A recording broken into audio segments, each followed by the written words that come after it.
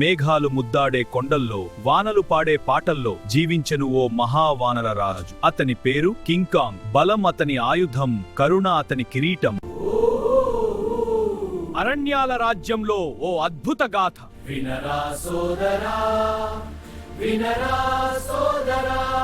మహాబలవంతుడైన మన king Kong Maharaj గురించి ఈ రోజు చెప్పుతున్న వినండి సోదరా.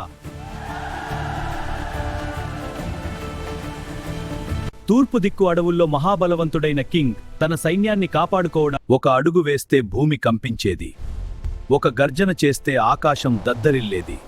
కాని ఆ హృదయం మాత్రం పిల్లవాడి మనసంత పావురం తలి. జంతువులందరికీ తండ్రిలా, అడవికి దేవుడిలా బతికెను కాంగ్.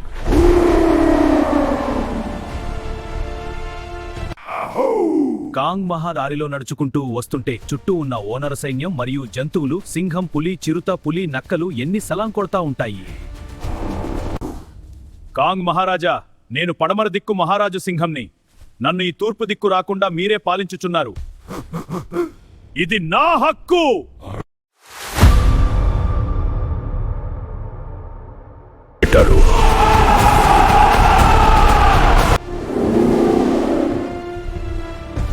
అయితే ఓ రోజు మనుషులు వచ్చారు అడవిలోకి. బంగారం కోసం, రత్నాల కోసం వలలు వేశారు, ఉచ్చులు పెట్టారు. జంతువులను ఆ అరుపులు విని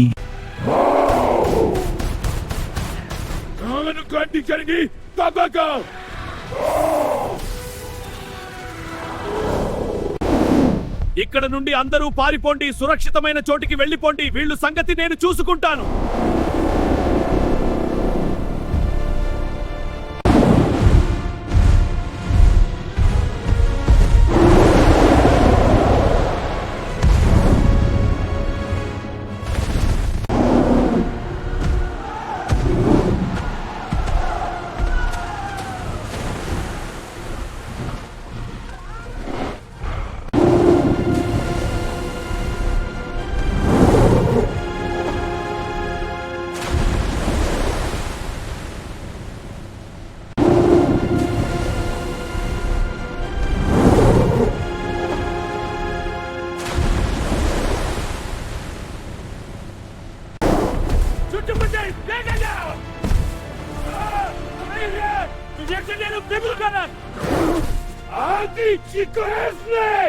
కాంగ్ ఒక్క గర్జనతో కంగ్లవేగాల వంట పోంచింది. కాని మనుషుల బంధంలో చిక్కింది.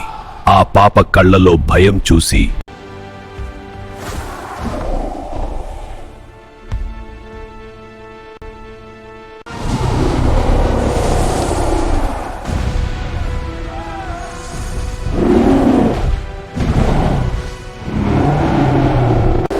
పాపను కాపాడటానికి తన ప్రాణాలనే పణంగా పెట్టాడు.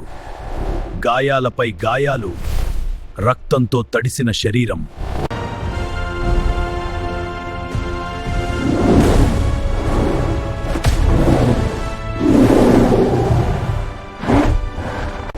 పాపం తీసుకొని మనసులు ఉన్న వైపు పరిగెత్తుతుంది.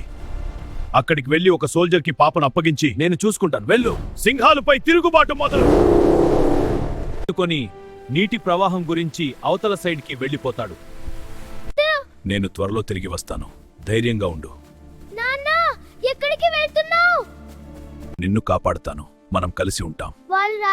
రానివ్వను, నా ప్రాణం ఉండగా నీకు ఏమీ కాదు.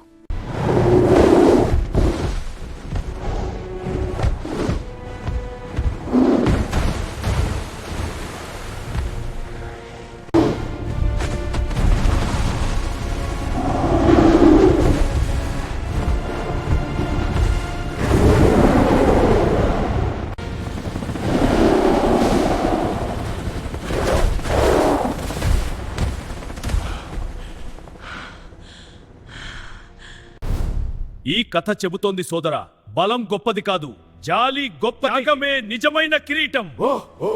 కింగ్ ఇమాస్తో. విన్నారుగా మిత్రులారా, మనకు ఆపద వచ్చినప్పుడు ఆదుకునే వ్యక్తిలా ఉండాలి. ఎదుటి వారి కష్టం వచ్చినప్పుడు వారిని కాపాడే వ్యక్తులా ఉండాలి. జై హో.